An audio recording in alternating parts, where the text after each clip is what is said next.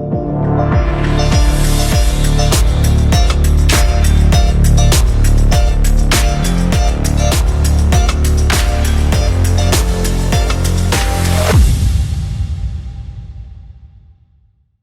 All, welcome to IAC. So మనకి ఇంకొన్ని డేస్లోనే, కొన్ని డేస్ అని కూడా కాదు, కరెక్ట్గా మనకి ఇంకా చాలా షార్ట్ పీరియడ్ ఆఫ్ టైంలో ఎగ్జామ్ ఉంది. అయితే తెలుసు, ఎగ్జామ్ షార్ట్ పీరియడ్ టైంలో మనం కరెంట్ అఫైర్స్ని ఎక్కువ రివైజ్ చేయలేము. ఆల్రెడీ మీరు ప్రిపేర్ అయ్యి ఉంటారు, అన్నీ ఆల్రెడీ మీరు కాన్ఫిడెంట్గా కంప్లీట్ చేసుకుని ఉంటారు. అయితే ఎక్కడెక్కడైనా కొన్ని ఇష్యూస్ కానీ మిస్ అయినట్టయితే, లేదా ఒకసారి రివిజన్ తక్కువైనట్టయితే, సో అలాంటివన్నీ కవర్ చేయడానికి ఒక్క షార్ట్ పీరియడ్ గ్లిమ్స్ అని చెప్పొచ్చు దీన్ని. సో ఒక్కసారి ఈ కరెంట్ అఫైర్స్లో మేము కొన్ని ఇంపార్టెంట్ అనుకున్నాం, ఆల్రెడీ మీకు వచ్చుండొచ్చు. సో ఎవరైతే మిస్ అయ్యారో లేదా ఎవరైతే రివైజ్ చేసుకోవాలనుకున్నారో మేబీ వాళ్ళకి షార్ట్ పీరియడ్ ఆఫ్ టైంలో చాలా యూజ్ అయ్యే అవకాశం ఉంటుంది. ఒకసారి చూద్దాం అవి కూడా. So first question science and టెక్నాలజీకి సంబంధించింది. ఇక్కడ మ్యాక్సిమం కొన్ని క్వశ్చన్స్ రివిజన్ అయ్యేలాగా కవర్ చేద్దాం. సో ఫస్ట్ క్వశ్చన్, ఇది మనకి తెలంగాణని బేస్ చేసుకుని ఇచ్చాం, సైన్స్ అండ్ టెక్నాలజీని బేస్ చేసుకుని ఇచ్చాం. సో భారతదేశంలో తొలి ప్రైవేట్ రాకెట్ ప్రయోగం ఇటీవల విజయవంతమైన, దానికి సంబంధించి క్రింది వానిలో సరైంది ఏది? So which of the following is correct regarding to that India's first private rocket launch. ఇండియాలో ఫస్ట్ ప్రైవేట్ రాకెట్ ఏది అంటే Vikram S. Father of Indian space ప్రోగ్రామ్గా పిలువబడే విక్రమ్ సారాభాయ్ గారి యొక్క నేమ్ వచ్చేలాగా విక్రమ్ ఎస్ అని చెప్పేసి దానికి పేరు పెట్టడం జరిగింది. నెక్స్ట్ వన్, దీన్ని హైదరాబాద్కి సంబంధించిన స్కై రూట్ ఏరోస్పేస్ సంస్థ నిర్మించింది.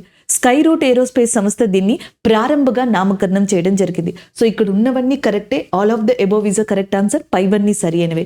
ఈ క్వశ్చన్కి ఇది కరెక్ట్ ఆన్సర్. అంటే జీకే క్వశ్చన్లో కనుక హైదరాబాద్కి సంబంధించిన ప్రైవేట్ ఏమంటారు స్పేస్ స్టేషన్ ఏది అని అడిగితే, లేదా ప్రైవేట్ స్పేస్ ఏజెన్సీ ఏదని అడిగితే మీరు స్కై రూట్ ఏరోస్పేస్ అని గుర్తుపెట్టుకోండి. ఇది రీసెంట్గా స్టార్ట్ చేసింది ఏది అంటే ప్రారంభ్. సో దీంట్లో మనకి విక్రమ్ ఎస్ అనే దాన్ని స్టార్ట్ చేశారు. అయితే ఇంకేమన్నా సైన్స్ అండ్ టెక్నాలజీ నుంచి పాసిబిలిటీస్ ఉన్నాయా అవి ఒకసారి చూద్దాం. మనకి ఈ చంద్రయాన్ అనేది నార్మల్గానే మీకు బాగా తెలిసిందే. అయితే మేబీ ఇలాంటి వాటి నుంచి ఏమైనా క్వశ్చన్స్ అడగచ్చేమో చూద్దాం.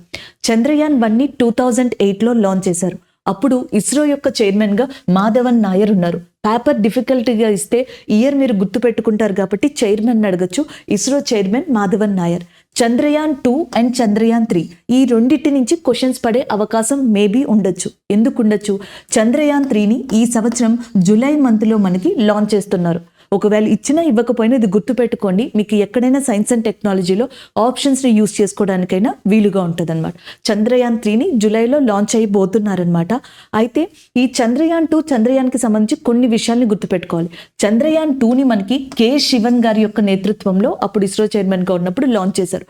సో దీంట్లో మనకి మెయిన్గా 3 డివైజెస్ అనేవి ఉన్నాయి, లేదా 3 ఇంపార్టెంట్ వర్డ్స్ ఉన్నాయి. ఒకటి వచ్చేటప్పటికి ఆర్బిటర్ అని చెప్పేసి ఉంటుంది, అండ్ ఇంకొకటి వచ్చేటప్పటికి ల్యాండర్ అని, ఇంకొకటి వచ్చేటప్పటికి రోవర్ పేరు వచ్చేటప్పటికి ప్రజ్ఞ అని చెప్పేసి ఉంటుంది, ల్యాండర్ పేరు విక్రమ్ అని చెప్పేసి ఉంటుంది. అయితే చంద్రయాన్ 2 చంద్రయాన్ 3 ఇప్పుడు ప్రయోగించే దాంట్లో కూడా ల్యాండర్ రోవర్ సేమ్ వాడుతున్నారు. ల్యాండర్ పేరు విక్రమ్, రోవర్ పేరు ప్రజ్ఞ. అయితే చంద్రయాన్ 3ని ఇండియా త్వరలో ప్రయోగించబోతుంది. అయితే చంద్రయాన్ 3కి చంద్రయాన్ 2కి ఉన్న మేజర్ డిఫరెన్స్ ఏంటంటే ఆర్బిటర్ అనే దాన్ని చంద్రయాన్ 2లో మనకి ప్రయోగించడం జరిగింది, బట్ చంద్రయాన్ 3లో దీన్ని యూజ్ చేయట్లేదు. ఇప్పుడు ప్రస్తుతం ఇస్రో యొక్క చైర్మన్గా ఉన్న సోమనాథన్ గారు ఎవరైతే ఉన్నారో ఆయన యొక్క అధ్యక్షతన ఈ చంద్రయాన్ 3 అనేది జరగబోతుంది. అలాగే అంగారకుడు మీదకి, లేదా మనకి ఏమంటాం శుక్రుడి మీదకి, వీనస్ అని చెప్పేసి అంటాం. సో దీని మీదకి కూడా శుక్రయాన్ అనే మిషన్ని ఇస్రో మనకి ప్రారంభించబోతుంది. అలాగే అంగారకుడి మీదకి గతంలో మామ్ లేదా మంగళయాన్ మార్స్ ఆర్బిటరీ మిషన్ అనే దాన్ని ప్రయోగించారు. ఇది కూడా ఇంపార్టెంటే. ఎందుకు ఇంపార్టెంట్? 2000 రూపీస్ నోట్ మీద మనకున్న సింబల్ మంగళయాన్ అనమాట. సో ఈ 2000 రూపీస్ నోట్స్ని ఆర్బీఐ ఆపాలి అనుకుంటుంది. సెప్టెంబర్ వరకు గడువు ఇచ్చింది ఈ సంవత్సరం. కాబట్టి దాని మీద ఉన్న మనకి symbol Mangalyaan, Mars orbiter mission, అంగారకుడి మీదకి సక్సెస్ఫుల్గా భారతదేశం పంపగలిగిన మిషన్. అండ్ నెక్స్ట్ ఈ సంవత్సరం చంద్రయాన్ 3 అనే దాన్ని పంపబోతుంది. అలాగే నెక్స్ట్ వీనస్ మీదకి శుక్రయాన్. నెక్స్ట్ ఇంకొకటి వచ్చేటప్పటికి గగనయాన్ అని చెప్పేసి ఉంది. దీంట్లో భారతదేశానికి సంబంధించిన వ్యోమగాముల్ని పంపుతున్నారు. అండ్ దానితో పాటుగా ఒక అన్మాన్డ్ మిషన్ అంటే ఒక ఫీమేల్ రోబోట్ని కూడా పంపుతున్నారు. దాని పేరు వచ్చేటప్పటికి వ్యోమమిత్రగా ఉంది. మొదట్లో అసలు మనకి మనుషులు లేకుండా ఒక అన్మాన్ మిషన్ని పంపుతారంట.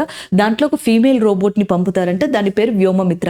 తర్వాత భారతదేశానికి సంబంధించిన వ్యోమగాముల్ని కొన్ని రోజులు మనకి స్పేస్ టూర్ కింద ఈ గగన్యాన్లో తీసుకెళ్లబోతున్నారు అనమాట.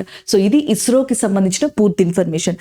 ఇస్రో యొక్క first chairman Vikram Sarabhai and next ప్రస్తుతం ఉన్నది సోమనాథన్ గారు. ఇప్పుడు మీరు గుర్తుపెట్టుకోవాల్సింది చంద్రయాన్-3 మేజర్ థింగ్ ఆర్బిటర్ అనేది దీనికి యూజ్ చేయట్లేదు. నెక్స్ట్ వన్, హైదరాబాద్ విషయానికి వచ్చేటప్పటికి ఈ సంవత్సరం భారతదేశం మొట్టమొదటిసారిగా గ్లోబల్ రోబోటిక్ సమిట్కి ఆతిథ్యం ఇవ్వబోతుంది. గ్లోబల్ రోబోటిక్ సమిట్కి ఆతిథ్యం ఇవ్వబోతున్న ఇండియాలో సిటీ హైదరాబాద్ అనమాట. అది మనకి చాలా ఇంపార్టెంట్. సో ఈ సంవత్సరం నుంచి 2024 వరకు కూడా ప్రపంచంలో వివిధ ప్రాంతాల్లో గ్లోబల్ రోబోటిక్కి సంబంధించిన సమావేశాలు జరుగుతాయి. నెక్స్ట్ ఆగస్ట్ అండ్ సెప్టెంబర్ మంత్లో బీజింగ్లో జరగబోతున్నాయి. కానీ ఇప్పుడు జూలైలో గ్లోబల్ రోబోటిక్ సమిట్స్ అనేవి హైదరాబాద్లో జరగబోతున్నాయి. ఇలా ఇండియాలో జరగడం first time. Second thing, state robotics framework అనేది రీసెంట్గా తెలంగాణ క్రియేట్ చేసిన ఒక ఫ్రేమ్వర్క్గా చెప్పొచ్చు అనమాట. తెలంగాణ రోబోటిక్ ఇన్ఫర్మేటివ్ సెంటర్ అని చెప్పేసి ఉంది. TRIC Telangana robotic informative centre. ఈ TRICనే స్టేట్ రోబోటిక్స్ ఫ్రేమ్వర్క్ అనే దాన్ని తీసుకొచ్చింది. ఇది ఎందుకు అని ఏదైనా క్వశ్చన్ పడింది అనుకోండి, ఇది ఎందుకు అంటే ద ఫస్ట్ వన్, అగ్రికల్చర్ కానీ ఇండస్ట్రీస్ కానీ మిగతా అన్ని రంగాల్లో తెలంగాణను గుర్తుపెట్టుకోండి. సో ఇక్కడున్న అన్ని రంగాల్లో కూడా రోబోటిక్స్ టెక్నాలజీని కానీ రోబోటిక్ నాలెడ్జ్ని కానీ యూజ్ చేసి ప్రొడక్టివిటీని ఇంకా పెంచడం, స్టార్టప్స్ ఏవైతే ఉన్నాయో సో వాటి యొక్క స్థాయిని కూడా పెంచడం అనేది దీని యొక్క ముఖ్య ఉద్దేశం. అటు స్టార్టప్స్ ఇటు టెక్నాలజీ ఈ రెండింటినీ కూడా అభివృద్ధి పరిచి ప్రొడక్టివిటీని ఎక్కువ చేయాలి అనేది స్టేట్ రోబోటిక్స్ ఫ్రేమ్వర్క్ యొక్క మెయిన్ ఉద్దేశం అనమాట. ఇది గనక గుర్తుపెట్టుకుంటే ఆ ఆప్షన్స్ని చదివినప్పుడు ఆ ఉద్దేశం దానికి సింక్ అవుతుందో లేదో చూసి మీరు ఆన్సర్ పెట్టడానికి వీలుంటుంది. And the next one, sustainable robotic framework గా దీన్ని చెప్పడం జరుగుతుందన్నమాట. గ్లోబల్ రోబోటిక్ సమిట్ జూలై మంత్లో ఈ సంవత్సరం హైదరాబాద్లోనే జరగబోతుంది. ఆగస్ట్ సెప్టెంబర్ మంత్లో మనకి బీజింగ్లో జరగబోతుంది అనమాట. ఇవి ఓవరాల్గా మీరు గుర్తుపెట్టుకోవాల్సిన మెయిన్ అంశాలు ఈ క్వశ్చన్ ఓరియంటెడ్లో. అండ్ ఇది సింపుల్గా గుర్తుపెట్టేసుకుంటారు. అండ్ ఇది కూడా ఓకే, ఇది ఒక్కటే ఒకసారి చూసుకోండి సరిపోతుంది. So this is all about this question. So next question స్కీమ్స్కి సంబంధించింది. సో సాధారణంగా గ్రూప్స్ ఎగ్జామ్స్ అంటేనే మనం స్కీమ్స్ని ఎక్స్పెక్ట్ చేయొచ్చు ఒక రకంగా. అయితే ఇక్కడ ఇచ్చిన క్వశ్చన్ మనకి కళ్యాణ లక్ష్మి షాదీ ముబారక్కి సంబంధించింది. ఫస్ట్ మీరు తెలుసుకోవాల్సింది ఈ పథకం ఎప్పుడు ప్రారంభించారు అనేది గుర్తుపెట్టుకోవాలి. October 2, 2014. అంటే స్వచ్ఛ భారత్ లాంటి ప్రోగ్రామ్స్ ఏవైతే ఇండియాలో మనకి స్టార్ట్ అవుతున్న టైం ఉందో సో ఇంచుమించు అదే టైంలో October 2 గాంధీ గారి జయంతి గుర్తుంటుంది కదా. సో 2014 October 2 మనకి కళ్యాణ లక్ష్మి మరియు షాదీ ముబారక్ పథకాల కింద ఈ SC, ST, OBC, EWS minority వర్గాల ఆడపిల్లలు ఎవరైతే ఉన్నారో సో ఇవి చూసుకోవాలి. ఎవరెవరికి SC, ST, OBC, EWS minority వర్గాలకు చెందిన ఆడపిల్లలకి పెళ్లి కానుకగా ప్రస్తుతం తెలంగాణ ప్రభుత్వం ఎంత అందజేస్తుంది? 1,116. సో 1,116 రూపాయలని పెళ్లి కానుకగా అందజేయడం జరుగుతుంది. So option 3 is the correct answer. ఇంకా డెప్త్కి వెళ్ళొచ్చు బట్ ఇది ఈ టైంలో ప్రజెంట్ కరెక్ట్ కాదు కాబట్టి జస్ట్ పైన రివిజన్.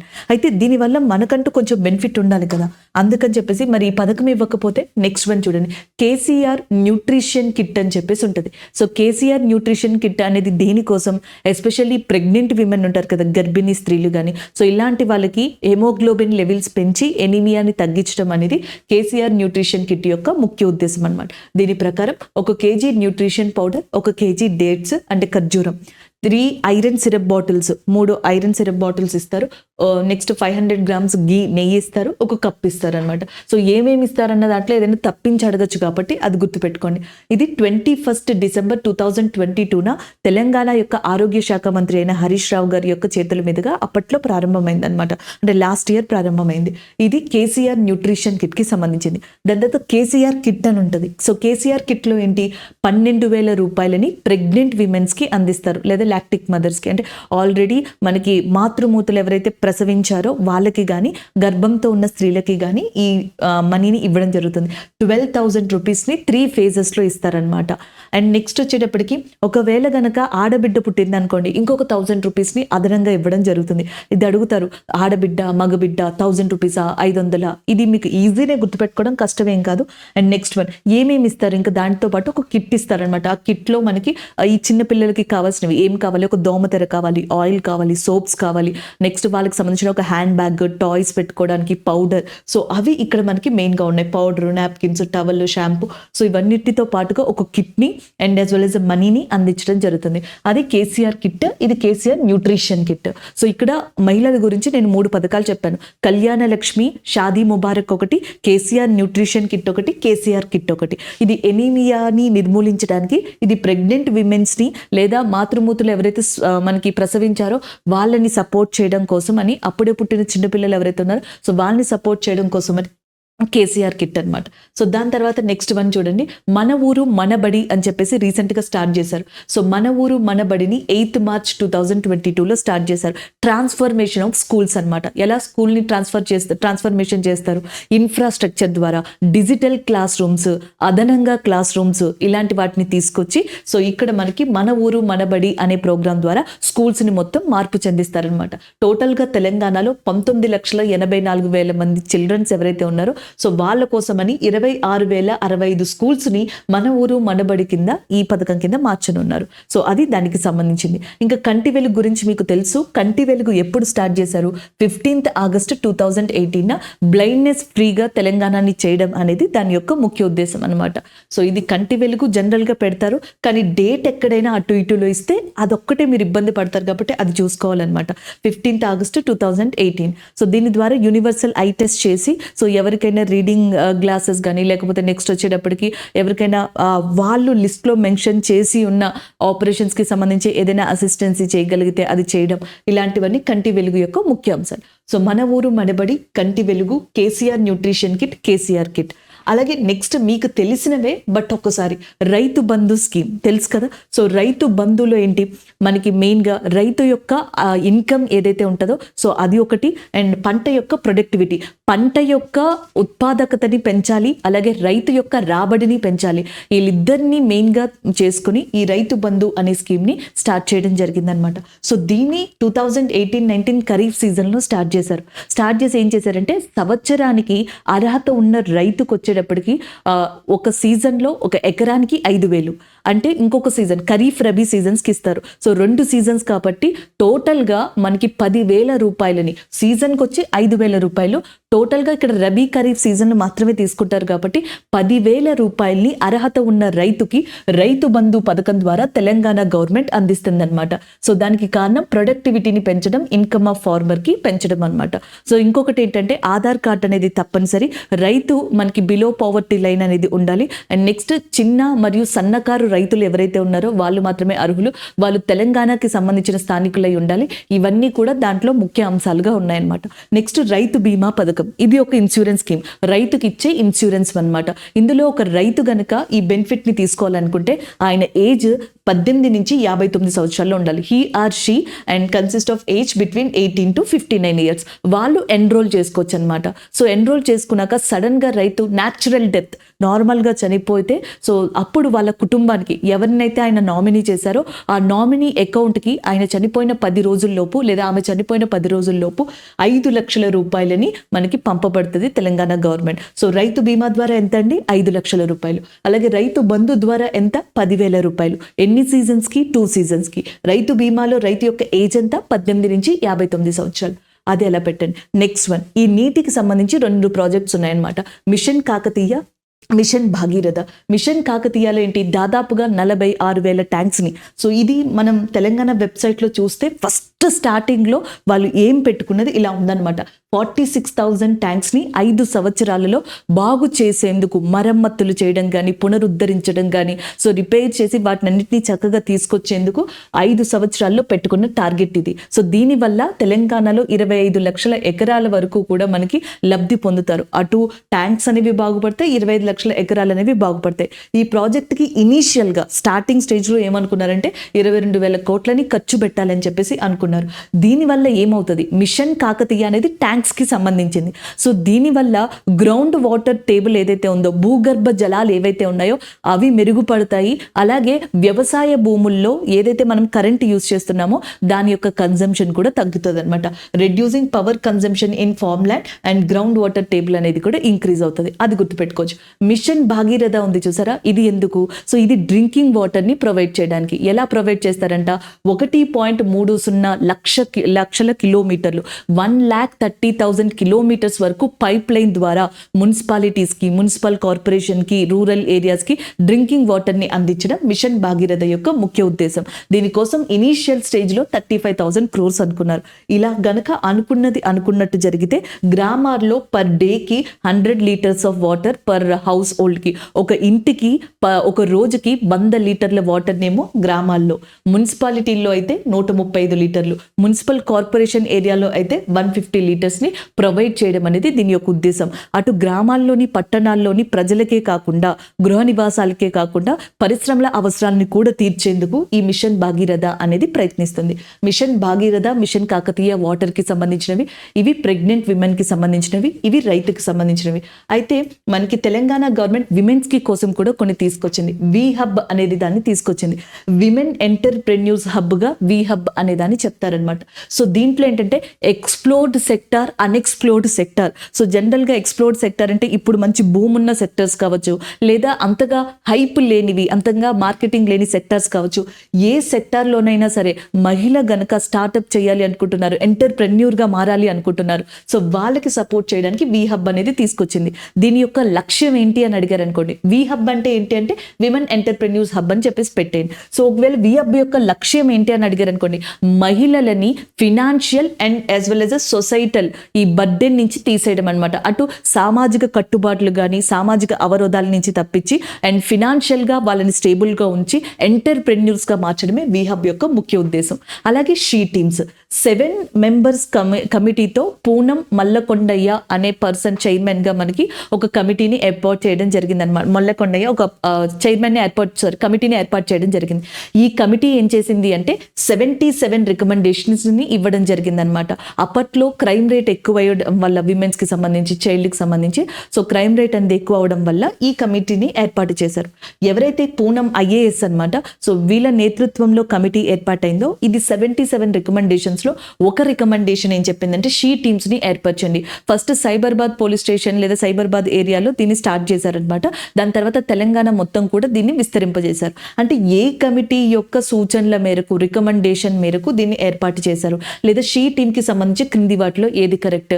ఫస్ట్లో ఇది 7 members కమిషన్తో కూడిన పూనం యొక్క నేతృత్వంలో నియమించబడిన కమిషన్ యొక్క ఏమంటారు రికమెండేషన్ ప్రకారం ఏర్పడిందా, లేదా ఇందులో ఎంతమంది మెంబర్స్ ఉన్నారు, ఈ కమిటీ ఎన్ని రికమెండేషన్స్ చేసింది? సో ఇలాంటి క్వశ్చన్స్ అడిగితే ఇది గుర్తుండాలన్నమాట. So KCR nutrition kit, KCR kit, Kalyana Lakshmi, Shaadi Mubarak, she team, we hub ఇవన్నీ కూడా మహిళలకి సంబంధించి తెలంగాణ తీసుకొచ్చిన పథకాలుగా చెప్పచ్చు. అలాగే ల్యాండ్ విషయానికి వచ్చేటప్పటికి ధరణి అనే పోర్టల్ ఉందన్నమాట. సో ఈ ధరణి అనే పోర్టల్లో మనకి GIS సిస్టమ్ అనేది కూడా ఉంటుంది. అంటే ల్యాండ్కి సంబంధించి డిజిటలైజేషన్ అనేది కంప్లీట్గా ధరణి పోర్టల్లో ఉంటుంది. మీకు ల్యాండ్ ఎంత ఉంది, ల్యాండ్ సర్వే అయిందా లేదా, మీ ల్యాండ్కి సంబంధించిన ఏదైతే డేటా ఉందో అదంతా కూడా ధరణి పోర్టల్లో చూసుకోవచ్చు. అలాగే ఒక విజువలైజేషన్ అనేది కూడా ఈ GIS సిస్టమ్తో ఇప్పిస్తారనమాట. Next one, the housing for poor అనే ఉద్దేశంతో డబుల్ బెడ్రూమ్ పథకం 2 BHK పథకాన్ని తీసుకొచ్చారు. 2 bedrooms, ఒక హాలు, ఒక కిచెన్, దాంతో మనకి ఎవరైతే ఇల్లు లేవో తెలంగాణలో అర్హత ఉన్న వ్యక్తులకి వీటిని ఇచ్చేలాగా ఈ ద హౌసింగ్ ఫర్ పూర్ అనే 2 BHK పథకాన్ని కూడా స్టార్ట్ చేశారు. ఇది ల్యాండ్కి సంబంధించి గవర్నమెంట్ ఆఫ్ తెలంగాణ స్టార్ట్ చేసినట్టుగా చెప్పొచ్చు అనమాట. సో ఇవి ఓవరాల్గా కొన్ని పథకాలు ఇక్కడ నేను మాక్సిమం కవర్ చేయగలిగినవి. సో నెక్స్ట్ క్వశ్చన్ చూద్దాం. ఇక్కడ answer option 3. So next question ఒక ఇంటర్నేషనల్ డేకి సంబంధించిందిగా కూడా చెప్పొచ్చు, కొంచెం థీమ్కి సంబంధించింది. రీసెంట్గా మనకి యునైటెడ్ నేషన్ 2023ని అంతర్జాతీయ చిరుధాన్యాల దినోత్సవం, ఇంటర్నేషనల్ ఇయర్ ఆఫ్ మిల్లెట్స్గా యునైటెడ్ నేషన్ దీన్ని డిక్లేర్ చేసింది ఈ సంవత్సరాన్ని. దాన్ని డిక్లేర్ చేయడానికి వెనకాల ఉన్న ప్రతిపాదన ఏంటి, అసలు మెయిన్ థింగ్ ఏంటి అంటే ఇండియా గతంలో మనకి ప్రతి సంవత్సరం కూడా ఇండియన్ గవర్నమెంట్ ఒక థీమ్తో వస్తుంది. అలా గతంలో ఒక సంవత్సరాన్ని ఇండియా పల్సస్ కోసం అని చెప్పేసి ఇంపార్టెన్స్ ఇచ్చింది. తర్వాత మిల్లెట్స్ కోసమని ఇంపార్టెన్స్ ఇచ్చింది. అండ్ అసలు వరి వీటు రాకముందరంట ఇండియాకి మెయిన్ థింగ్ మిల్లెట్సే.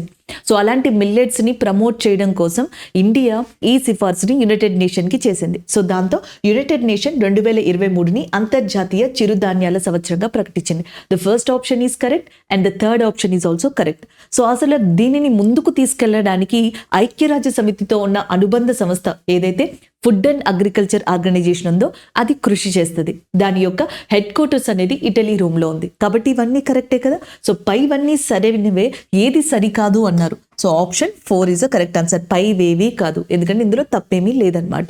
సో ఆప్షన్ 4ని ఇక్కడ మనం మెయిన్గా తీసుకోవచ్చు. ఇంటర్నేషనల్ ఇయర్ ఆఫ్ మిల్లెట్ ఏ సంవత్సరం 2023 ఎవరు సిఫార్సు చేశారు? ఇండియా. ఎవరు డిక్లేర్ చేశారు? United nation. దీన్ని ప్రమోట్ చేసేది ఎవరు? మనకి food and agriculture organisation. Food and agriculture organisation world food programme అని చెప్పేసి ఉంటుంది. World food programme. ఈ రెండింటి యొక్క హెడ్ క్వార్టర్స్ ఇటలీ రోమ్లోనే ఉంది. యునైటెడ్ నేషన్ ఐక్యరాజ్య సమితి యొక్క హెడ్ క్వార్టర్స్ అనేది న్యూయార్క్ కేంద్రంగా ఉంటుందన్నమాట. దాని యొక్క టోటల్ సభ్య దేశాలు 193 ఉంటాయి. ఐక్యరాజ్య సమితి దినోత్సవంగా అక్టోబర్ 24 అనే దాన్ని మనం సెలబ్రేట్ చేసుకుంటాం. ఇది దీనికి సంబంధించిన కరెంట్ అఫైర్. అయితే ఇంకేమన్నా రిలేటెడ్గా మనం చదవచ్చా? అవి కూడా ఒకసారి చూడండి.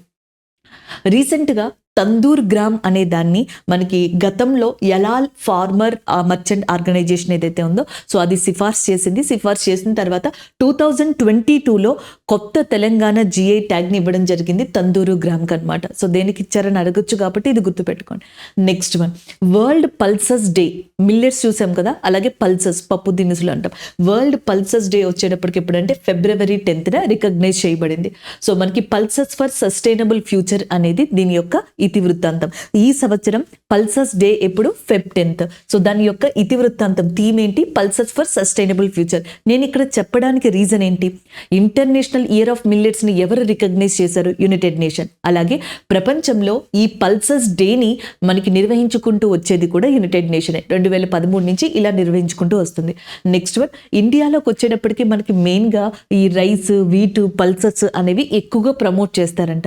ఎందుకంటే ఎస్పెషల్లీ ఈ పల్సస్ ఉన్నాయి చూసారా, ఈ పప్పు దినుసులు, వీటిని గనక పండిస్తే ఇవి నైట్రోజన్ని భూమిలో ఉత్పత్తి చేస్తాయంట. దాదాపుగా 20 నుంచి 40 kgs ఒక ఎకరంలో నైట్రోజన్ని ఫిక్స్ చేస్తాయంట ఈ పల్సస్ అనేవి. గుర్తుపెట్టుకోండి. సో పల్సస్ యొక్క ఉపయోగం ఏంటి అంటే సాయిల్స్లో నైట్రోజన్ని ఫిక్స్ చేస్తాయి.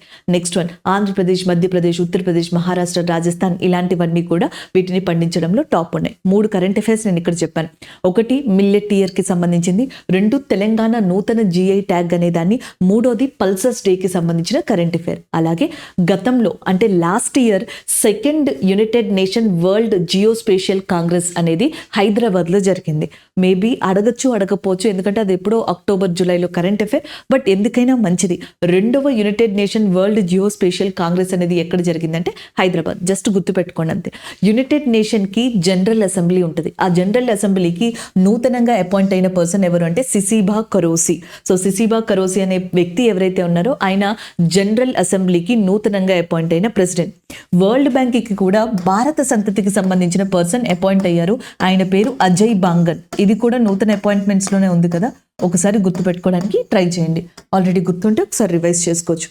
నెక్స్ట్ వన్ చూడండి, data in climate resilient agriculture, DICRA. జాగ్రత్త, data in climate resilient agriculture, DICRA. ఏం లేదండి, వ్యవసాయం అనేది మనకి క్లైమేట్ మీద ఆధారపడి ఉంటుంది. ఈవెన్ భారతదేశం లాంటిదైతే ఋతుపవనాల మీద ఆధారపడి ఉంటుంది. మరి ఇలాంటి వాటికి సంబంధించిన ఒక డేటాని మనం మెయింటైన్ చేయాలి, డేటాని క్రియేట్ చేయాలి, డేటాని డెవలప్ చేయాలి అంటే ఒక సిస్టమ్ కావాలి. అందుకని యునైటెడ్ నేషన్ డెవలప్మెంట్ ప్రోగ్రామ్తో ఇండియా టైఅప్ అయింది. ఇండియా తరపున టైఅప్ అయింది ఎవరంటే Telangana government, united nation development programme కలిసి data in resilient programme in resilient agriculture అనే దాన్ని స్టార్ట్ చేయడం జరిగిందనమాట. సో ఇది కూడా లాస్ట్ ఇయర్ కరెంట్ అఫైరే, బట్ ఎందుకైనా మంచిది అని చెప్పేసి ఒకసారి రివైజ్ చేస్తారని చెప్పాను. సో ఇది ఒకటి, యునైటెడ్ నేషన్ డెవలప్మెంట్ ప్రోగ్రామ్తో data in climate resilient agriculture అనే దాన్ని టైఅప్ అయింది తెలంగాణ గవర్నమెంట్. హైదరాబాద్లో last year world geospatial congress అనేది జరిగింది. అలాగే నెక్స్ట్ సిసిబా కరోసి అనే వ్యక్తి యునైటెడ్ నేషన్ జనరల్ అసెంబ్లీ ప్రెసిడెంట్గా ఉన్నారు. వరల్డ్ బ్యాంక్కి ఇండియన్ సంతతికి సంబంధించిన వ్యక్తి అజయ్ బంగన్ అనే పర్సన్ నూతన ప్రెసిడెంట్గా అపాయింట్ అయ్యారు. వరల్డ్ బ్యాంక్, IMF యొక్క హెడ్ క్వార్టర్స్ వాషింగ్టన్ DCలోనే ఉన్నాయి. అలాగే వరల్డ్ పల్సస్ డే అనేది ఫెబ్ 10న రికగ్నైజ్ చేయబడింది. ఇంటర్నేషనల్ ఇయర్ ఆఫ్ మిల్లెట్ అని 2023 అంటారు. తుర్ దాల్ ఏదైతే ఉందో అది ఎలాలా ఫార్మ్స్ మనకి అప్లై చేస్తే 2022లో దానికి జిఐ ట్యాగ్ అనేది పొందారు. ఒకసారి జిఐ ట్యాగ్ని పొందిన తర్వాత అది 10 years వరకు ఉంటుంది. 10 years తర్వాత మళ్ళీ రెన్యువల్ చేయించుకోవాల్సి ఉంటుంది. Point number 1. And point number 2 వచ్చేటప్పటికి భారతదేశంలో అత్యధికమైన జిఐ ట్యాగ్స్ తమిళనాడుకు ఉన్నాయి. ఎన్ని ఉన్నాయంటే 55.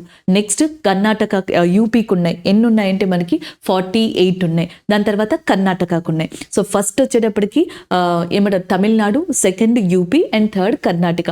టాప్ 3 ఉన్నాయి. జిఐ ట్యాగ్ని 10 years వరకు పనిచేస్తుంది. రీసెంట్గా తందూర్ గ్రామ్ అనే దానికి ఇవ్వడం జరిగింది తెలంగాణకి సంబంధించి. ఎందుకంటే డైరెక్ట్గా క్వశ్చన్ ఇవ్వకుండా జిఐ ట్యాగ్ మీద క్వశ్చన్ అడిగితే మీరు ప్రాబ్లం ఫేస్ చేస్తారు కాబట్టి అది. సో రీసెంట్గా తందూర్ గ్రామ్ అనేది జిఐ ట్యాగ్ పొందింది తెలంగాణకి సంబంధించి. ఈ క్రింది వాటిలో భౌగోళిక గుర్తింపులకు సంబంధించి ఏది కరెక్ట్ ఏది రాంగ్. సో తెలంగాణలో మొట్టమొదటిగా జిఐ ట్యాగ్ పొందింది పోచంపల్లి ఇకత్ 2005లో. ఫస్ట్ జిఐ ట్యాగ్ తెలంగాణకు సంబంధించి దీనికి వచ్చింది. దాని తర్వాత మిగిలినవన్నీ గుర్తు పెట్టుకున్నా పర్లేదు, గుర్తు పెట్టుకోకపోయినా పర్లేదు, ఫస్ట్ మాత్రం గుర్తు పెట్టుకోండి. నెక్స్ట్ హైదరాబాద్ హలీం ఎగ్జాక్ట్గా దానికి 5 సంవత్సరాల తర్వాత 2010లో మనకి జిఐ ట్యాగ్ని పొందడం జరిగింది. వీటి తర్వాత నెక్స్ట్ వచ్చేటప్పటికి గద్వాల్ చీరలు, నారాయణపేట, నెక్స్ట్ వచ్చేటప్పటికి తేలి రుమాల్, ఇవన్నీ కూడా జిఐ ట్యాగ్స్ని పొందాయన్నమాట. సో టోటల్గా 16 జిఐ ట్యాగ్స్ ఉన్నాయి. తెలంగాణ నుంచి టోటల్గా 16 ఉన్నాయన్నమాట. ఈ 16లో లాస్ట్ది తందూర్ రెడ్ గ్రామ్. ఫస్ట్ది వచ్చేటప్పటికి మాత్రం ఏది అంటే that is nothing but Pochampally ఇకత్గా చెప్పొచ్చు. సో జిఐ ట్యాగ్ గురించి క్వశ్చన్ ఇస్తే మీకు ప్రాబ్లం లేదు, ఇన్ఫర్మేషన్ అంతా మన దగ్గర ఉంది కాబట్టి రాస్తారు. ఇంకా డెప్త్గా వెళ్తే ఆ తందూరు గ్రామ్ టెంపరేచర్ ఇవన్నీ అడగచ్చు, బట్ అంత డెప్త్కి వెళ్ళాల్సిన అవసరం అనేది లేదు కాబట్టి మ్యాక్సిమం ఇవి గుర్తుపెట్టుకోవడానికి ట్రై చేయండి. So the next question. So జనరల్గా మనకి తెలుసు 26th January అనేది రిపబ్లిక్ డే కింద సెలబ్రేట్ చేసుకుంటాం. అయితే ఇండియాలో రీసెంట్గా ఏదైతే రిపబ్లిక్ డే జరిగిందో దానికి ఈజిప్ట్ యొక్క అధ్యక్షుడైన మనకి ఎవరైతే ఫతే సిసి అనే పర్సన్ మనకి హాజరవ్వడం జరిగింది. అయితే ఫస్ట్ రిపబ్లిక్ డే మనకి 1950లో స్టార్ట్ అయింది. అప్పుడు ఫస్ట్ అతిథిగా ఎవరిని పిలిచామని అడుగుతున్నారు. అదే క్వశ్చన్ ఇక్కడ.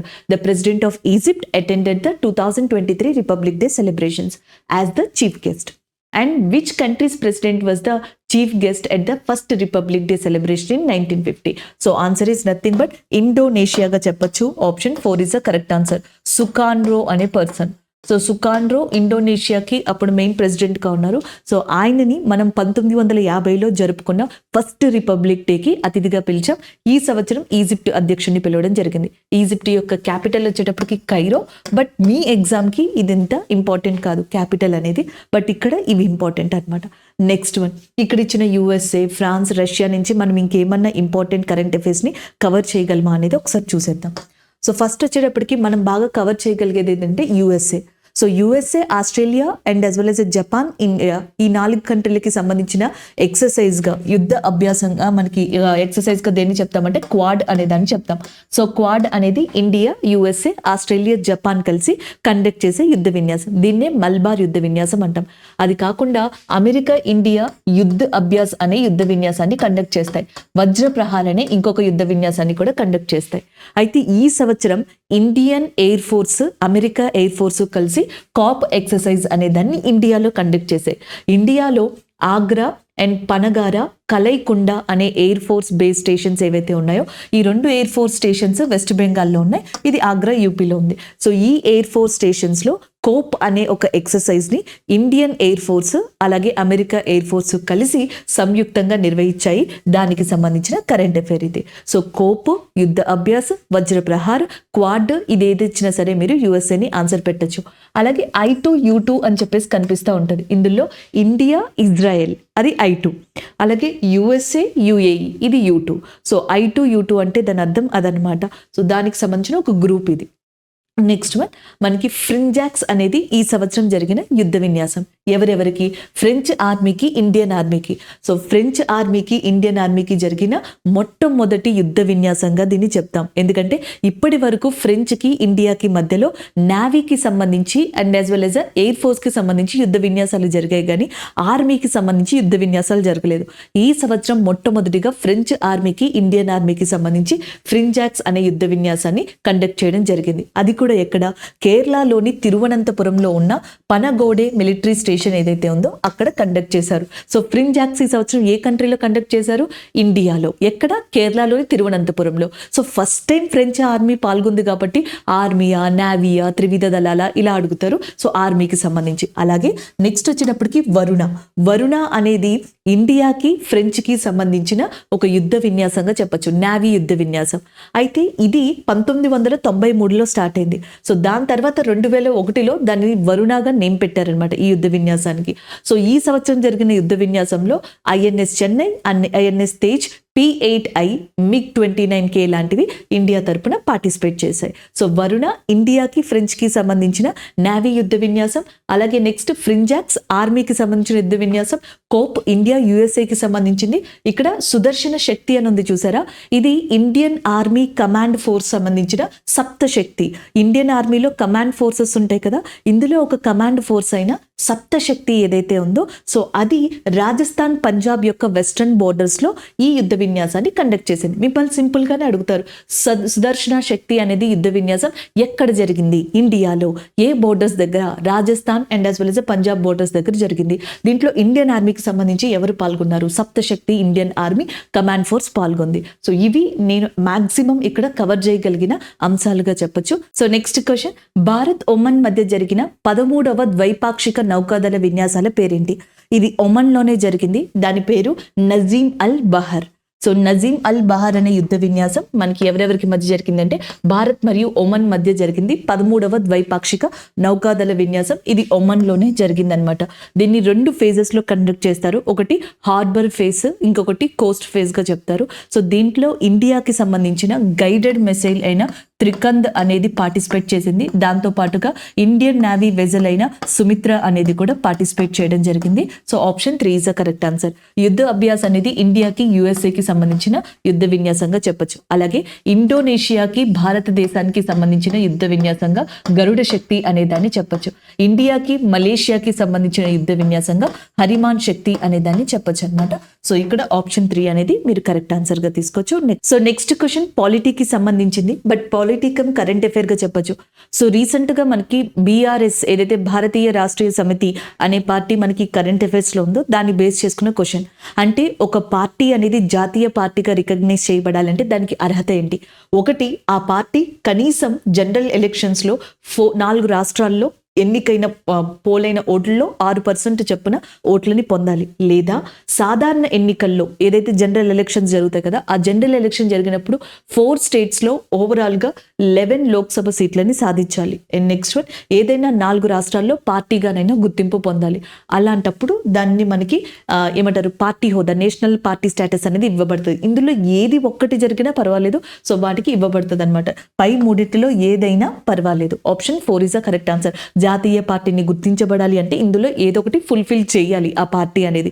ఫర్ ఎగ్జాంపుల్ ఒడిస్సాకి సంబంధించి బీజూదల్ పార్టీ అనేది ఉంది. సో బీజూదల్ ఏంటి, ఆ స్టేట్కి మాత్రమే పరిమితమైంది. అలా కాకుండా బీజూదల్ 4 రాష్ట్రాల్లో పాపులర్ అనుకోండి, పార్టీగా గుర్తించబడింది అనుకోండి, లేదా 4 రాష్ట్రాలకి సంబంధించి టోటల్గా ఒక 11 లోక్సభ సీట్స్ని పొందింది అనుకోండి, అలాంటప్పుడు అది నేషనల్ పార్టీ అవుతుంది అనమాట. కాబట్టి ఒక పార్టీ జాతీయ పార్టీ కావాలి అంటే ఇవన్నీ కూడా మనకి మెయిన్ అవసరం. ఇందులో ఏదో ఒకటి. రీసెంట్గా ఇలాంటి అర్హతని సాధించిన పార్టీ ఏది అంటే ఆమ్ ఆద్మీ పార్టీ. దాన్ని అరవింద్ కేజ్రీవాల్ గారు స్థాపించారనమాట. ఈ నేపథ్యంలో ఈ క్వశ్చన్ అనేది మనకి చాలా ఇంపార్టెంట్. గతంలో తృణమూల్ కాంగ్రెస్ అనే ఒకటి, next CPI communist party of India, NCP national Congress party. National Congress party అనేది మనకి మహారాష్ట్రలో వన్ ఆఫ్ ద బిగ్గెస్ట్ పార్టీగా చెప్తామన్నమాట. అలాగే నాగాలాండ్లో 3rd లార్జెస్ట్ పార్టీగా కూడా దీన్ని చెప్పడం జరుగుతుంది. ఈ మూడింటికి కూడా నేషనల్ స్టేటస్ని తీసేశారు. గతంలో ఇవి నేషనల్ పార్టీస్, ఇప్పుడు కాదనమాట.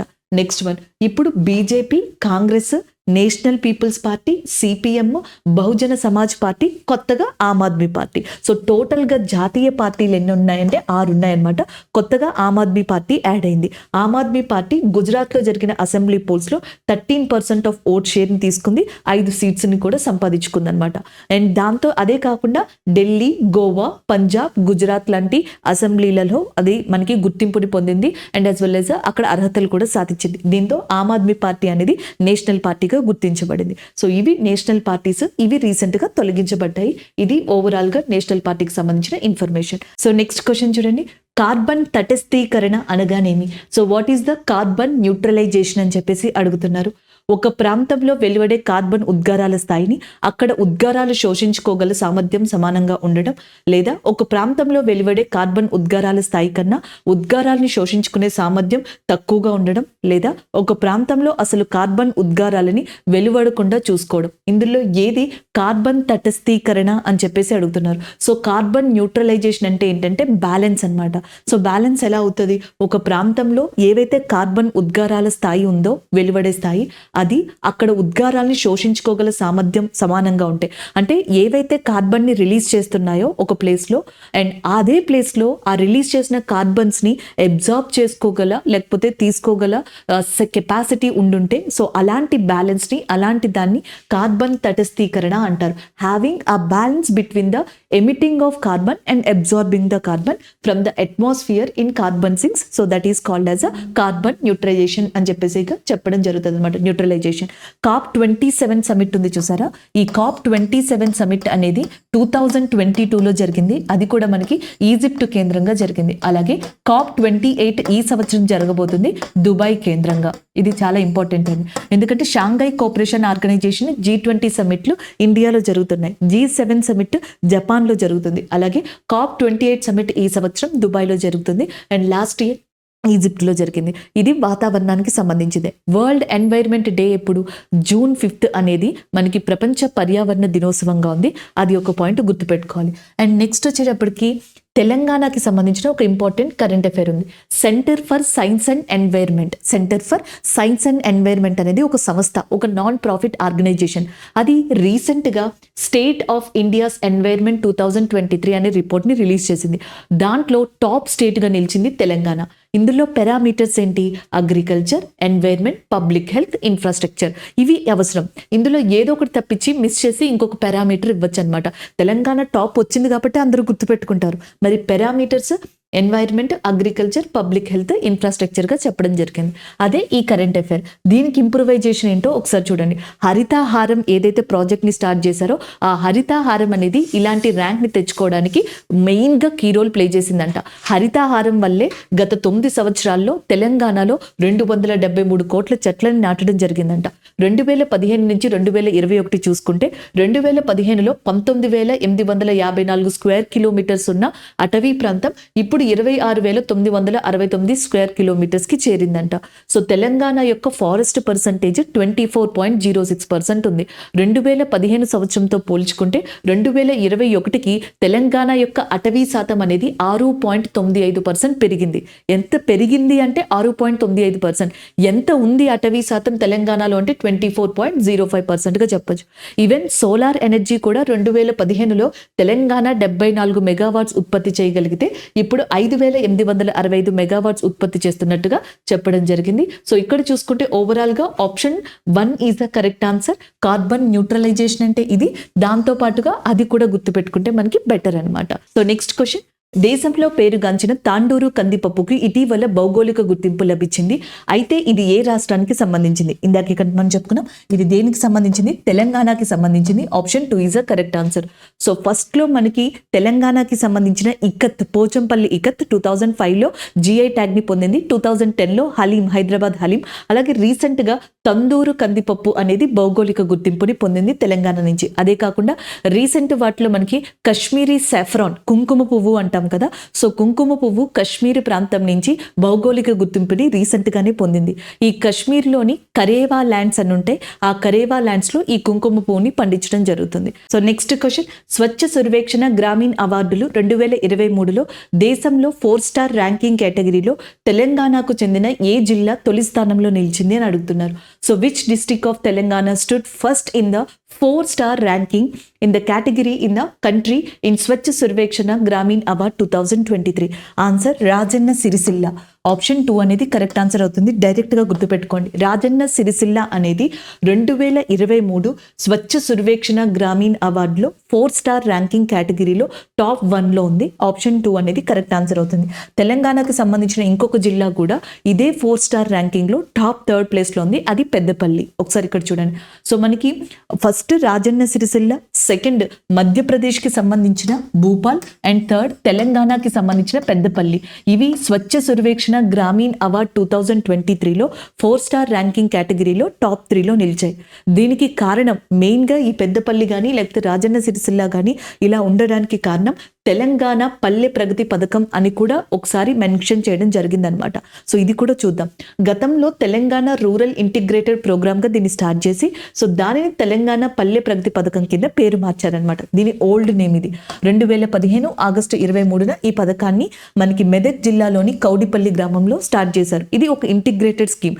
అటు పట్టణాభివృద్ధి, గ్రామీణ అభివృద్ధి సమీకృతంగా జరగాలి, కలిసి జరగాలన్న ఉద్దేశంతో ఈ పథకాన్ని స్టార్ట్ చేశారు. సో ఈ పథకం అనేది ఒక కీలక పాత్ర పోషించింది రాజన్న సిరిసిల్ల ఫస్ట్ ర్యాంక్ రావడానికి అని కూడా చెప్పడం జరిగింది. సో ఇది ఓవరాల్ గా దీనికి సంబంధించిన current affair. Option 2 is the correct answer. So next question, క్రింది వాణిలో యునెస్కో పురస్కారాలకి సంబంధించి సరైనవి ఏవి? Which of the following is correct regarding to UNESCO అని చెప్పేసి అడుగుతున్నారు. UNESCO awards. The first one, సాంస్కృతిక వారసత్వ కట్టడాలు పునరుద్ధరణ ఆసియా పసిఫిక్ విభాగంలో భారతదేశం నుంచి 4 కట్టడాలు ఎంపికయ్యాయి. ఈ 4 కట్టడాల్లో తెలంగాణలోని గోల్కొండ మెట్లబావి అవార్డ్ ఫర్ డిస్టింక్షన్ 2022కి ఎంపికైంది. తెలంగాణలోని గోల్కొండ మెట్లబావి ఏదైతే ఉంటుందో అది అవార్డ్ ఫర్ డిస్టింక్షన్కి సెలెక్ట్ అయింది. అది కూడా కరెక్టే. నెక్స్ట్ వన్, కామారెడ్డి జిల్లాలోని దోమకొండ అవార్డ్ ఫర్ మెరిట్ 2022కి ఎంపికైంది. అది కూడా కరెక్టే. సో కాబట్టి option 4 is the correct answer. 4 కట్టడాలు ఉన్నాయి, బట్ తెలంగాణకి సంబంధించినవి ఈ టైంలో గుర్తు పెట్టుకుంటే సరిపోద్ది. అందుకే మిగిలిన 2 కూడా నేను చెప్పట్లేదు. ఈ 2 మెయిన్గా మీరు గుర్తు పెట్టుకోవాల్సి ఉంటుంది. గోల్కొండలో ఏదైతే మెట్లబావి ఉందో అది ఒకటి. నెక్స్ట్ కామారెడ్డి జిల్లాలో దోమకొండ అవార్డుకి దీని అవార్డ్ ఫర్ మెరిట్ అనే దానికి సెలెక్ట్ అవ్వడం జరిగిందనమాట. Award for distinction, award for merit. ఇది యునెస్కోకి సంబంధించిన అవార్డ్స్. యునెస్కో యొక్క హెడ్ క్వార్టర్స్ అనేది ప్యారిస్లో లొకేట్ అయి ఉంది. యునెస్కో యొక్క వారసత్వ ప్రదేశాలు టోటల్గా 40 ఉన్నాయి. ఈ 40లో ఒకటి మనకి ఏదైతే వరంగల్లో ఉన్న రామప్ప దేవాలయం ఉందో అది.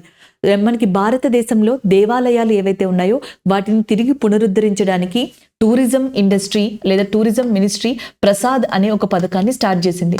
సో ఈ ప్రసాద్ అనే పథకం ద్వారా ఆలయాల్ని పునరుద్ధరించడం, టూరిజాన్ని బాగుపరచడం అనేది దీని యొక్క ముఖ్య ఉద్దేశం. రీసెంట్గా తెలంగాణలోని 2 ఆలయాల్లో మనకి president of India Droupadi Murmu గారు ఈ ప్రసాద్ అనే స్కీమ్ని కూడా స్టార్ట్ చేశారు. అందులో ఒకటి రామప్ప దేవాలయంగా ఉందన్నమాట. So next question, central bank digital కరెన్సీకి సంబంధించి క్రింది వాణిలో సరైనవి ఏవి? So which of the following is correct regarding to that central bank digital currency అని చెప్పేసి అడుగుతున్నారు. ఒకటి, సిబిడిసి కరెన్సీ అనేది 2 రకాలుగా ఉంటుంది. సెంట్రల్ బ్యాంక్ డిజిటల్ కరెన్సీ 2 టైప్స్లో ఉంటుంది అని చెప్తున్నారు. ఒకటి రిటైల్ సిబిడిసి, ఇది అందరూ వాడేందుకు అందుబాటులో ఉంటుంది. అండ్ ఇంకొకటి వచ్చేటప్పటికి నిర్ణీత ఆర్థిక సంస్థలు వాడేందుకు ఉద్దేశించింది. యాక్చువల్గా ఈ 2 కూడా డిజిటల్ కరెన్సీకి సంబంధించి కరెక్టే. పైవన్నీ కూడా కరెక్ట్ అయినవే. Option 4 is a correct answer. So మనకి సెంట్రల్ బ్యాంక్ డిజిటల్ కరెన్సీకి సంబంధించి 2 టైప్స్ ఆఫ్ కరెన్సీలు ఉంటాయి. ఒకటి వచ్చేటప్పటికి రిటైలర్స్ లేదా అందరూ వాడుకునేందుకు అందుబాటులో ఉండేది. రెండోది వచ్చేటప్పటికి హోల్సేల్, అంటే ఒక సెర్టైన్ ఫినాన్షియల్ ఇన్స్టిట్యూషన్స్ యూజ్ చేసుకునేందుకు ఉంటుందన్నమాట. సో నెక్స్ట్ క్వశ్చన్ చూడండి, which country space agency successfully launched a steam powered space craft recently? So రీసెంట్గా మనకి ఏ అంతరిక్ష సంస్థ, ఏ దేశం యొక్క అంతరిక్ష సంస్థ ఆవిరితో నడిచే అంతరిక్ష నౌకని విజయవంతంగా నడిపించింది అని అడుగుతున్నారు. ఈక్వెలెక్స్ అనే ఒక స్పేస్ క్రాఫ్ట్ని రీసెంట్గా స్టీమ్తో నడిపించింది Japan space agency JAXA. Option 3 is a correct answer. So జపాన్కి సంబంధించిన స్పేస్ ఏజెన్సీ అండ్ అంతరిక్ష నౌకని మనకి స్టీమ్తో నడపడం జరిగింది. అది కూడా సక్సెస్ఫుల్గా ఆప్షన్ 3 అనేది మనకి ఇక్కడ కరెక్ట్ ఆన్సర్ అవుతుంది. అయితే మిగతా వాటిలో సైన్స్ అండ్ టెక్నాలజీకి సంబంధించి ఇంకేమన్నా ఎగ్జామ్ పాయింట్ ఆఫ్ వ్యూలో కవర్ చేయగలమా? ఒకటి, ఇస్రో రీసెంట్గా సెమీ క్రయోజెనిక్ ఇంజన్ అనే దాన్ని సక్సెస్ఫుల్గా మనకి ప్రయోగించడం జరిగింది. ఫ్యూచర్ పర్పస్కి దీన్ని యూజ్ చేసుకుంటుందంట. అలాగే ఈ సెమీ క్రయోజెనిక్ ఇంజన్ అనేది మెయిన్గా మనకి ఇస్రో యొక్క ప్రపల్షన్ కాంప్లెక్స్ సెంటర్ ఏదైతే ఉందో తమిళనాడులోని మహేంద్రగిరి. సో తమిళనాడులో ఉన్న మహేంద్రగిరి అనే ప్రాంతంలో ఇస్రో ప్రపల్షన్ కాంప్లెక్షన్ సెంటర్ అనేది ఉంది. ఇక్కడి నుంచి దీనిని ప్రయోగించడం జరిగింది. ఈ సెమీ క్రయోజెనిక్ ఇంజిన్ అనేది ఒకటి వచ్చేటప్పటికి liquid of oxygen and kerosene ఈ రెండిటి కాంబినేషన్తో నడుస్తుందంట. సో అది సక్సెస్ఫుల్గా నడిచింది. అదే ఈ కరెంట్ అఫైర్ అనమాట. ఒకటి జాక్సాకి సంబంధించింది నేర్చుకున్నారు, రెండోది ఇస్రోకి సంబంధించి నేర్చుకున్నారు, అండ్ మూడోది వచ్చేటప్పటికి కూడా ఇస్రోకి సంబంధించింది. ఇస్రో భారతదేశంలోని స్టూడెంట్స్ని అవేర్ చేయడం కోసం, యూత్ని ఈ స్పేస్ గురించి, సైన్స్ అండ్ టెక్నాలజీ గురించి చెప్పడం కోసం స్టార్ట్ అనే ప్రాజెక్ట్ని స్టార్ట్ చేసింది. ఇందులో స్టార్ట్ అంటే అర్థం space science and technology awareness training. Space science and technology awareness training అనేది స్టార్ట్గా ఉంది. ఎబ్రివేషన్ అడిగితే ఇది రాయాలి. దీన్ని ఎవరు స్టార్ట్ చేశారంటే ఇస్రో. ఎవరి కోసం స్టార్ట్ చేశారంటే స్టూడెంట్స్ కోసం, యూత్ కోసం, ఈ స్పేస్ అండ్ సైన్స్ అండ్ టెక్నాలజీలో వాళ్ళకి అవేర్నెస్ ఇచ్చేందుకు. సో నెక్స్ట్ కరెంట్ అఫైర్ కనుక చూసుకుంటే ఈ మధ్యన లాగ్రేంజింగ్ పాయింట్స్ అనేవి న్యూస్లో ఉన్నాయి. లాగ్రేంజింగ్ పాయింట్స్ అంటే లార్జ్ గ్రావిటేషనల్ బాడీస్ లైక్ ప్లానెట్స్గా చెప్పొచ్చు అనమాట. సో ప్లానెట్స్కి గ్రావిటీ ఉంటుంది కదా, సో ప్లానెట్స్కి ఉన్న ఆ గ్రావిటీని మనకి ఏదైతే కొన్ని స్పేస్ క్రాఫ్ట్స్ ఉంటాయో ఆ స్పేస్ క్రాఫ్ట్స్ నిర్ణీత కక్షలో సెంట్రిఫ్యూగల్ ఫోర్స్ ద్వారా బ్యాలెన్స్ చేయడాన్ని లాగ్రేంజింగ్ పాయింట్స్ అని చెప్పేసి అంటారు. ఏవైతే గ్రహాలు ఉంటాయో వాటి యొక్క గురుత్వాకర్షణ శక్తిని మనం ఏవైతే స్పేస్ క్రాఫ్ట్స్ లాంచ్ చేస్తామో ఆ స్పేస్ క్రాఫ్ట్స్ ఒక లో ఆర్బిట్ని, ఒక చిన్న ఆర్బిట్ని మెయింటైన్ చేస్తూ ఆ ఆర్బిట్లోని సెంట్రిఫ్యూగల్ ఫోర్స్ ద్వారా ఈ గురుత్వాకర్షణ శక్తిని బ్యాలెన్స్ చేస్తాయి. సో ఆ ప్రాసెస్నే లాగ్రేంజింగ్ పాయింట్స్ అంటారు. మనకి నాసాకి సంబంధించిన జేమ్స్ వెబ్ టెలిస్కోప్ అని చెప్పేసి ఉంది. ఈ జేమ్స్ వెబ్ టెలిస్కోప్ అనేది మనకి స్పేస్లో లాగ్రేంజింగ్ పాయింట్ 2లో లొకేట్ అయ్యి ఉందన్నమాట. ఈ మధ్యన ఎక్కువగా వినిపిస్తున్న కాన్సెప్ట్. మరీ సైన్స్ అండ్ టెక్నాలజీ డెప్త్గా ఇచ్చేస్తే అప్పుడు యూజ్ అవుతుంది, లేదా ఇలాంటివి నార్మల్గా గుర్తుపెట్టేసుకోవచ్చు అనమాట. సో ఇక్కడ మనకి option 3 is the correct answer. So next question చూడండి. 53వ ఇంటర్నేషనల్ ఫిలిం ఫెస్టివల్ ఆఫ్ ఇండియాలో Indian film personality of the year 2022 పురస్కారం ఎవరికి లభించింది అని అడుగుతున్నారు. సో రీసెంట్గా గోవాలోని శ్యామ్ ప్రసాద్ ముఖర్జీ స్టేడియంలో మనకి ఈ ఫిలిం ఫెస్టివల్ అనేది కన్క్లూడ్ అయ్యింది. సో దాంట్లో మనకి Indian film personality of the year award ఎవరికి ఇచ్చారు? చిరంజీవి గారు ఇవ్వడం జరిగింది. Option 3 is the correct answer. So Chiranjeevi గారు గతంలో Padma Shri and as well as Padma Bhushan లాంటి అవార్డ్స్ని కూడా గెలుచుకున్నారు ఈయన. అండ్ నెక్స్ట్ వన్, ఇదే ఫంక్షన్లో మనకి ఇదే ఫిలిం ఫెస్టివల్లో నర్గేసి అనే ఒక మూవీ ఉందన్నమాట. ఇది పర్షియన్ ఫిలిం. సో దీనిని మనకి పేయం ఎస్కాండ్రీ అనే పర్సన్ డైరెక్ట్ చేశారు. సో దీనికి ఏమంటారు, Indian and council for film television UNESCO అని చెప్పేసి ఉంటుంది, ICFT. So ICFT UNESCO Gandhi medal అని చెప్పేసి ఉంది. సో ఈ గాంధీ మెడల్ కోసం అని చెప్పేసి ఈ ఫిలిం ఫెస్టివల్లో 2 మూవీస్ మనకి పోటీ పడ్డాయి. ఇండియా తరపున కశ్మీరీ ఫైల్స్, పర్షియన్ మూవీ నర్గేసి. కానీ పర్షియన్ మూవీ నర్గేసికి ఈ అవార్డు అనేది రావడం జరిగింది. అందుకే దీన్ని నేను ఎల్లోలో హైలైట్ చేశాను. ఈ 2 కాంపిటేట్ అయినాయి, దీనికి అవార్డు వచ్చింది. డౌన్ సిండ్రోమ్ అనే వ్యాధితో బాధపడుతున్న ఒక పర్సన్ గురించి తీసిన మూవీగా కూడా దీన్ని చెప్తారనమాట. So next one, silver peacock award అనేది actor and actress, best actor and యాక్ట్రెస్కి ఇస్తారు. బెస్ట్ యాక్టర్గా వాహిద్ ముబ్సారీ అనే పర్సన్ నో ఎండ్ అనే మూవీకి రావడం జరిగింది. మ్యాన్ నెవారో అనే పర్సన్ ఎవరైతే ఉన్నారో సో బెస్ట్ యాక్ట్రెస్గా అవార్డు రావడం జరిగింది. I have electric dreams. So I have electric డ్రీమ్స్లో నటించిన పర్సన్కి best actress award. Best actor award ఏమో నో ఎండ్ మూవీలో నటించిన వ్యక్తికి ఇవ్వడం జరిగింది. ఇది silver peacock award, UNESCO Gandhi medal, అలాగే Indian film personality of the year award. So ఇవి రీసెంట్గా వచ్చిన awards. Option 3 is the correct answer. So next one, కేతి కదండి, కేతి వై పడాలి.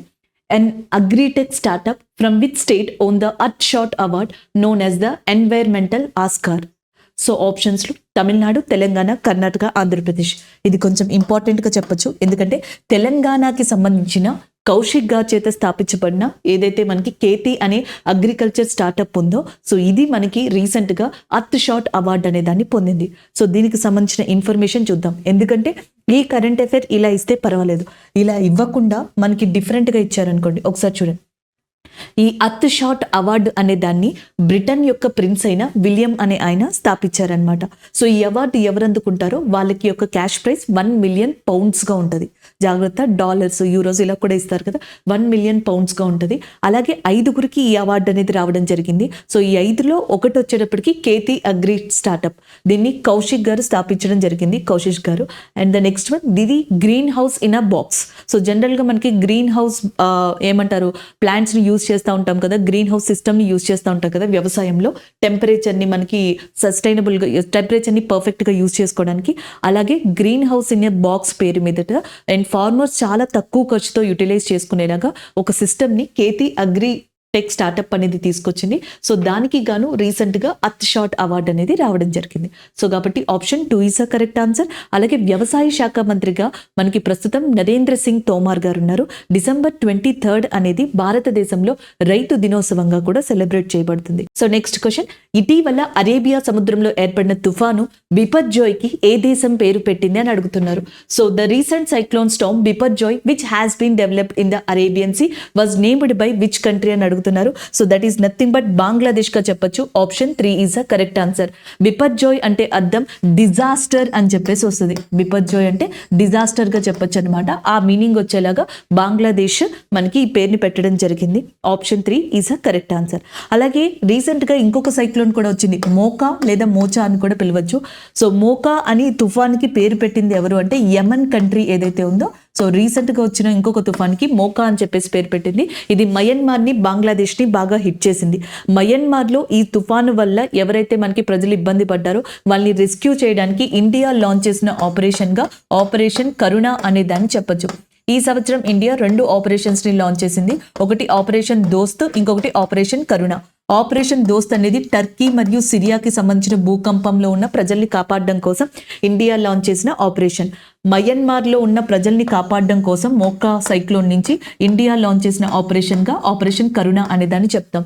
బిపర్జాయ్ అనేది అరేబియన్ సముద్రంలో ఏర్పడింది. అరేబియన్ సముద్రంలో చాలా రేర్గా ఏర్పడతాయి అన్నమాట తుఫాన్లు అనేవి. అయితే రీసెంట్గా ఇది ఏర్పడితే దానికి బంగ్లాదేశ్ పేరు పెట్టింది. ఇది వెరీ సివియర్ సైక్లోన్గా చెప్తున్నారు. అతి తీవ్రమైన తుఫాన్ అంటే ఇది వెరీ సివియర్ సైక్లోన్ కేటగిరీలో దీన్ని ఉంచడం కూడా జరిగింది.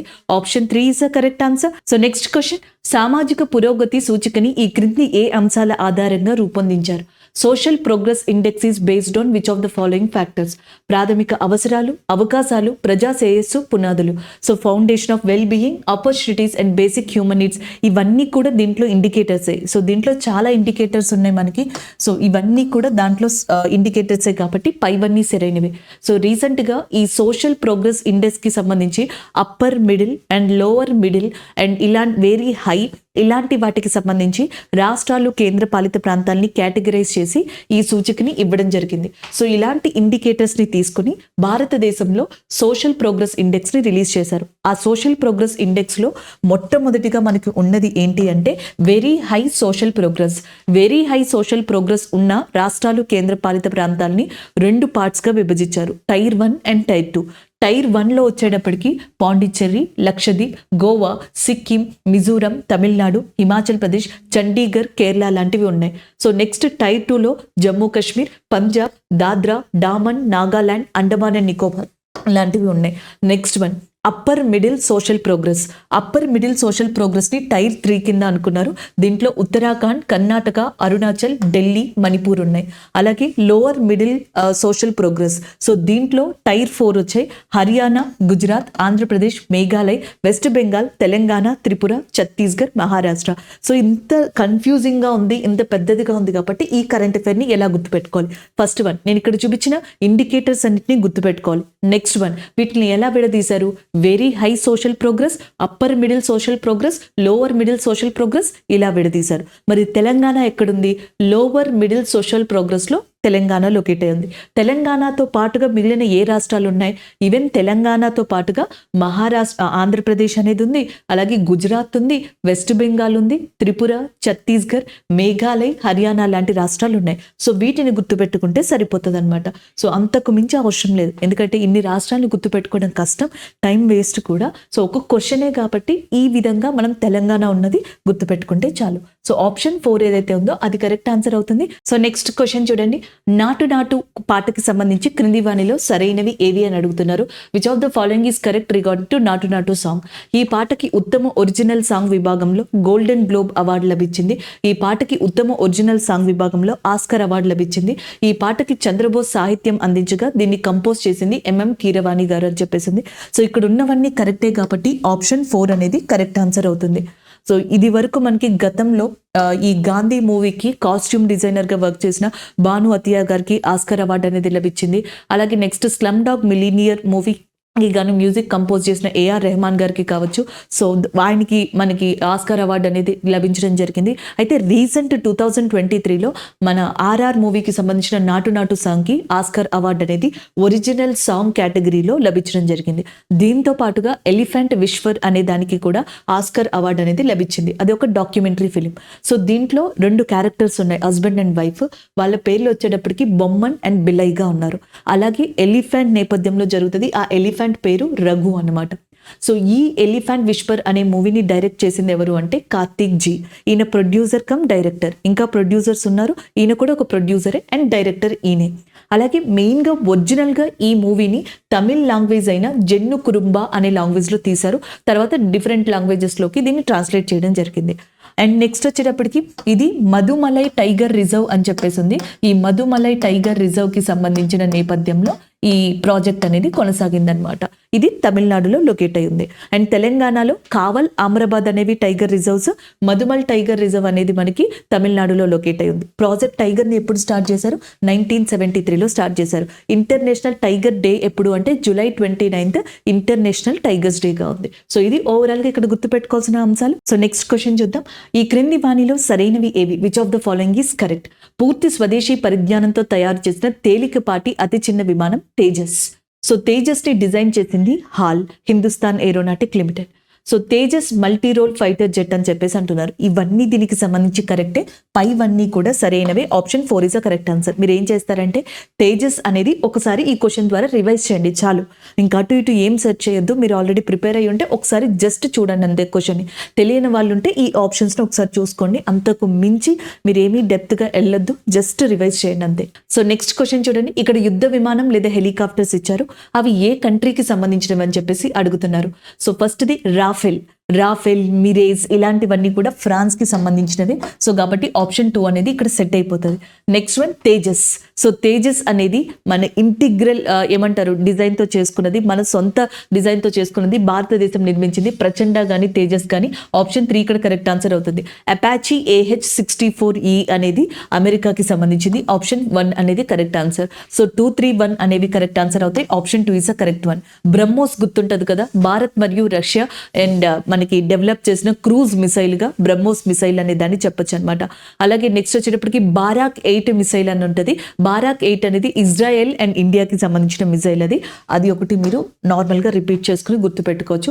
Option 2 is a correct answer. So next question. పూర్తి స్వదేశీ పరిజ్ఞానంతో తయారు చేసిన తొలి అణు జలాంతర్గామి ఏది? So which of these India's first indigenously built submarine అని చెప్పేసి అడుగుతున్నారు. INS అరిహంత్గా దీన్ని చెప్పొచ్చు. విశాఖపట్నానికి సంబంధించిన ఏదైతే షిప్పింగ్ బిల్డర్స్ ఉందో సో అది మనకి దీన్ని మ్యానుఫ్యాక్చర్ చేసిందనమాట.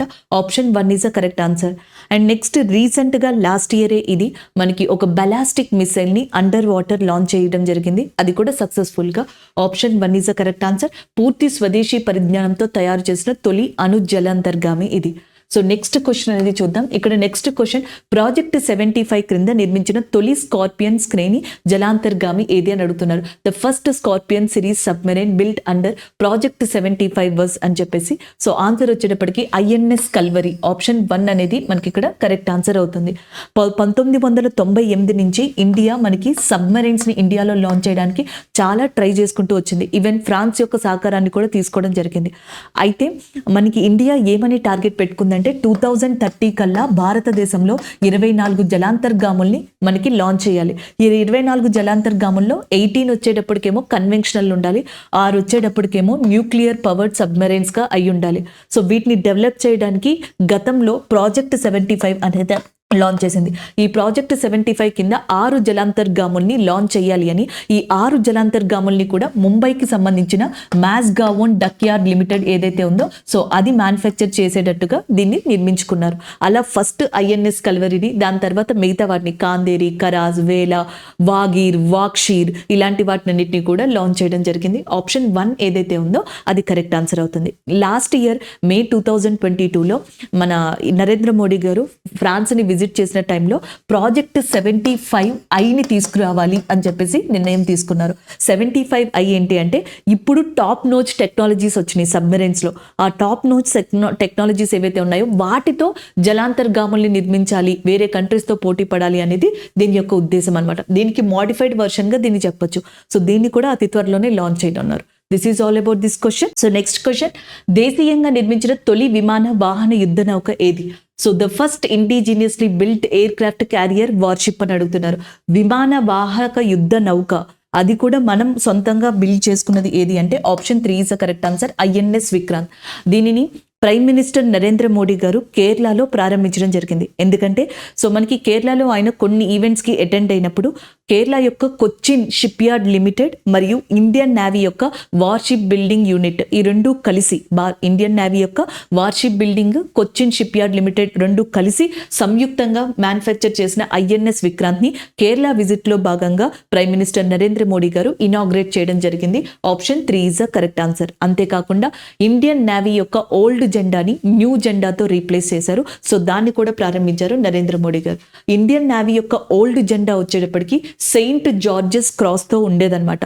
సో ఈ సెయింట్ జార్జెస్ క్రాస్తో ఉండేదాన్ని తొలగించేసి ఇప్పుడు మనకి అష్టభుజిలో ఒక ముదురు నీలి రంగుని ఏర్పరిచి దాంట్లో ఇండియన్ నేవీ ముద్రని పెట్టడం జరిగింది. అది కొత్త జెండా అనమాట.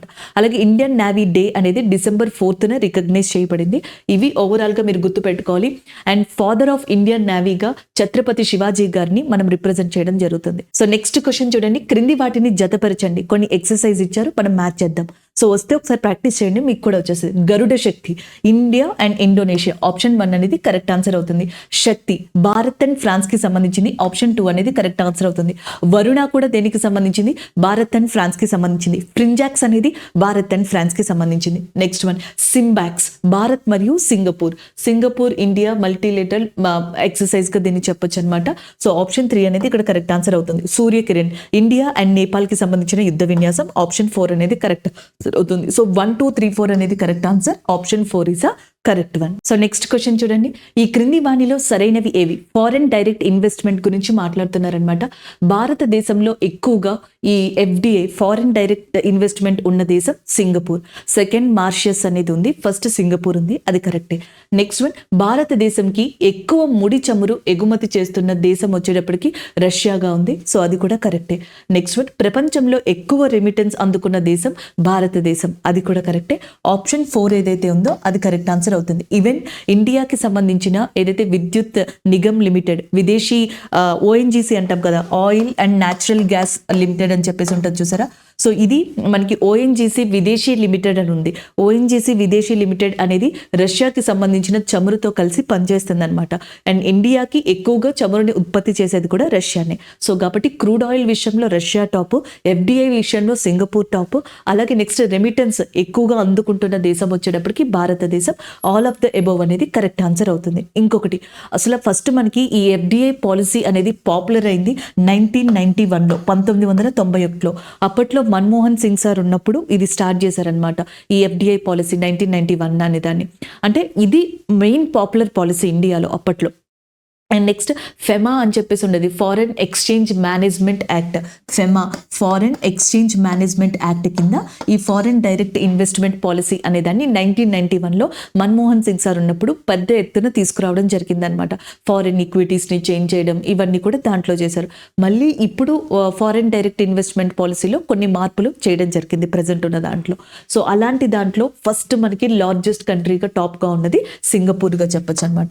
సో అలాగే నెక్స్ట్ సెకండ్ కంట్రీ కంట్రీగా Mauritius, third one UAE, fourth one USA, fifth one Netherland, sixth one Japan ఉన్నాయి. మీకు అసెండింగ్ ఆర్డర్ డిసెండింగ్ ఆర్డర్ అడిగితే ప్రాబ్లం అవుతుందని నేను ఇక్కడ రాశాను అనమాట. సో టాప్ కంట్రీ మనకి విదేశీ పెట్టుబడుల్లో సింగపూరే ఉంది.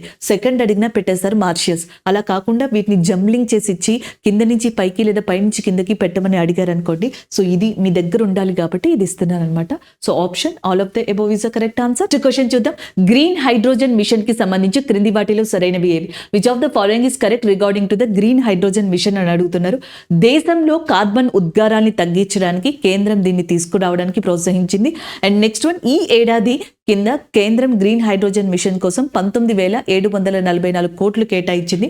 2030 కల్లా ఏడాదికి 50 లక్షల మెట్రిక్ టన్నుల గ్రీన్ హైడ్రోజన్ ఉత్పత్తి చేయాలనేది కేంద్రం యొక్క లక్ష్యంగా కూడా ఉంది. సో ఇక్కడ ఉన్నవన్నీ పర్ఫెక్ట్ గా కరెక్ట్ ఆన్సర్ కాబట్టి దీన్ని నేను ఏం కదపను. ఎందుకంటే గ్రీన్ హైడ్రోజన్ కి పర్ఫెక్ట్ గా ఎగ్జామినర్ గనుక ఒకవేళ క్వశ్చన్ ఫ్రేమ్ చేయాలి అనుకుంటే నీట్గా ఇలాగే ఫ్రేమ్ చేసే అవకాశాలు ఉన్నాయి. ఇలాగే చేసేస్తారని నేను అనట్లేదు. మేబీ చేస్తే కనుక ఈ ఇన్ఫర్మేషన్ అనేది మీకు ఖచ్చితంగా యూజ్ అవుతుంది. సో దీన్ని ఇలాగే గుర్తుంచుకోండి. అందులో కూడా ఆప్షన్ బి అండ్ సి గుర్తుంచుకుంటే చాలు. ఈ ఏడాది మనకి గ్రీన్ హైడ్రోజన్ మిషన్ కింద 19,744 crores, అలాగే 2030 కల్లా ఏడాదికి 50 లక్షల మెట్రిక్ టన్నుల గ్రీన్ హైడ్రోజన్ ఉత్పత్తి చేయాలనేది కేంద్రం యొక్క లక్ష్యం అన్నమాట.